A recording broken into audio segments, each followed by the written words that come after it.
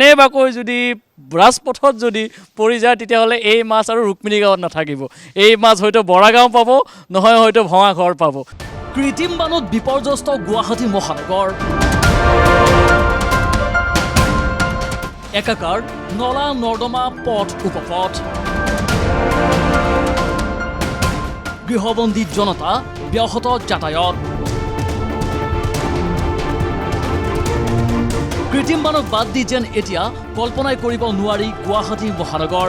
কৃত্ৰিম বানত এক প্ৰকাৰ জুৰুলা হৈছে মহানগৰীক। একাকাৰ হৈছে নলা নৰ্দমা পথ উপপথ। গৃহবন্দী হৈছে জনতা। বহু স্থানত ব্যাহত হৈ পৰিছে যাতায়াত ব্যৱস্থা। কি কৰিব, কলৈ যাব গুৱাহাটী মহানগৰবাসীয়ে? দুচকীয়া চাৰিচকীয়া বাদ দি ৰিক্সাকেই যেন সাৰথি কৰি চলাই গৈছে যাতায়াত ব্যৱস্থা।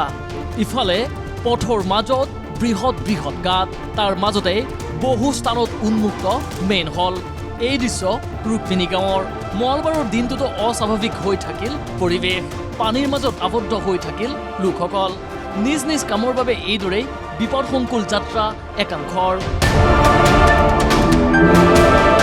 বছৰ বছৰ ধৰি হৈ থকা এই সমস্যাৰ সমাধান সূত্ৰ কিয় নাই বুলি ক্ষোভ প্ৰকাশ বানাক্ৰান্তৰ। যিখিনি কাম কৰে চাফাই কাম কৰাৰ কাৰণে আহে, এই বাৰিষাহে সেই নালাবিলাক চাফা কৰিব। খৰালি কালত যিটো কাম কৰিব লাগে বাৰিষা কিয় কৰা হয়? নকৰে, সেইটোৱেই আমাৰ আপত্তি। ইয়াতে সেই বাৰিষা যেতিয়া হ'ব তেতিয়া যে পানী অহাৰ লগে লগে এইবিলাক কাম কৰে।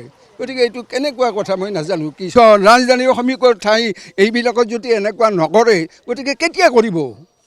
কেতিয়া কৰিব? গতিকে এইয়ে সমীৰা। গতিকে আপোনালোকক অনুৰোধ কৰিছোঁ, গতিকে আপোনালোকে সুন্দৰকৈ কওক। আৰু লাজ লগা কথা, মিনিষ্টাৰৰ সন্মুখৰ ঘৰ, মিনিষ্টাৰৰ ঘৰ এইটো।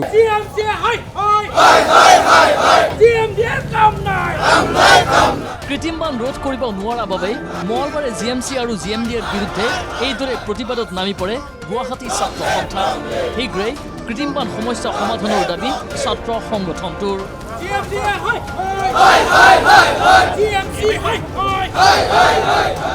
এজাক ধাৰাসাৰ বৰষুণত যি গুৱাহাটী মহানগৰৰ যি অৱস্থা হ'ল, আমি এই অৱস্থাৰ চৰকাৰক আমি ধিক্কাৰ জনাইছোঁ। কাৰণ কিয়, চৰকাৰে কামসমূহ ভালকৈ নকৰাৰ ফলত, বিভাগীয় কৰ্তৃপক্ষই ভালকৈ কামসমূহ নকৰাৰ ফলত আজি এই ঘটনা সংঘটিত হ'ব পাৰিছে। যোৱা পৰহি যুৱতী এগৰাকী মৃত্যুবৰণ কৰিব লগা হৈছে। এটা কথা স্পষ্ট যে বিয়াগম বিভাগসমূহে এনেই বহি আছে। তেওঁলোকে অকল ডাঙৰ ডাঙৰ হোল্ডিং লগাই পেলাই, মানুহক পেপাৰত দি পেলাই, বা অকল প্ৰচাৰত ব্যস্ত ৰাখিছে যে আমি ইমান কোটি টকা আবণ্টন দিছোঁ, ইমান কোটি টকা আবণ্টন। কিন্তু যিটো মেইন উদ্দেশ্য, ৰাইজক যে সকাহ দিব লাগে, নলা নৰ্দমা চাফা হ'ব লাগে, আৰু এই সময়ত চৰকাৰ ব্যৰ্থ হৈছে, কৰ্তৃপক্ষ ব্যৰ্থ হৈছে। ইফালে কৃত্ৰিম বানৰ মাজতে মহানগৰীৰ শাওকুচিত উকাবহ ঘটনা। বশিষ্ঠ নদ উদ্ধাৰ। দেওবাৰৰ পৰা নিৰ্দিষ্ট হৈ থকা মহানগৰীৰ নদবমাৰ আখতাৰ আলী নামৰ যুৱকজনৰ মৃতদেহ। মোৰ ল'ৰা হয় এইটো। কি নাম তেখেতৰ? আখতাৰ আলী। সন্ধিয়া 6টাৰ পৰা সি নিৰুদ্দেশ হৈ আছিল 19 তাৰিখে। তাৰপিছত আমি বিচাৰি ফুৰিছোঁ, থানাত এণ্ট্ৰি দিছোঁ। এতিয়াহে খবৰ পাই আহি পালোঁ ল'ৰাইটো হয়, কলা চলা পিন্ধি আছে। ক'ত ঘৰ তেখেতৰ? নদবমা। নাই, একো নাই তাৰ। ক্লাছ 10 লৈ পঢ়ালো। আমি দেখা নাই, আমিতো দেখা নাই। এতিয়া দেখা নাই, এতিয়া কেনেকৈ ক'ম? এতিয়া হয়তো কোনোবাই যদি কিবা কৰিবও পাৰে। এতিয়া উঠোৱাৰ পিছতহে আমি গম পাম যে হয়তো কোনোবাই কিবা কৰিছে, বা তাৰ এই এনে বিকলাংগ ল'ৰাটো হয়তো এইবিলাক বিকলাংগ ল'ৰা, তাৰ মানে অলপ মাথাটো অলপ মানে হয়তো কোনোবা টাইপত ভাল থাকে, কোনোবা টাইপত অলপ হেৰি থাকিব পাৰে। এইসমূহ দৃশ্যপট ঘটনাৰ পাছত স্বাভাৱিকতে প্ৰত্যেকগৰাকী লোকৰ মনত উদয় হোৱা কেইটামান প্ৰশ্ন। কেতিয়া সমাধান হ'ব মহানগৰীৰ কৃত্ৰিম বানৰ সমস্যা? কিয় বাৰে বাৰে আঁঠুৱা থাকি যায় চৰকাৰৰ?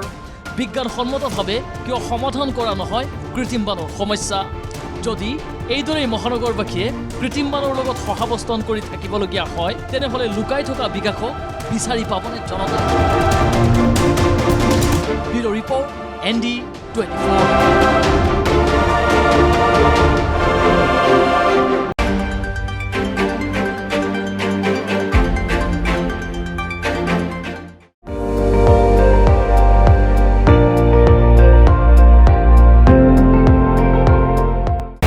আপুনি চাই আছে ND24, সৰ্বশ্ৰেষ্ঠ নহয় সৰ্বোত্তমৰ দৌৰ।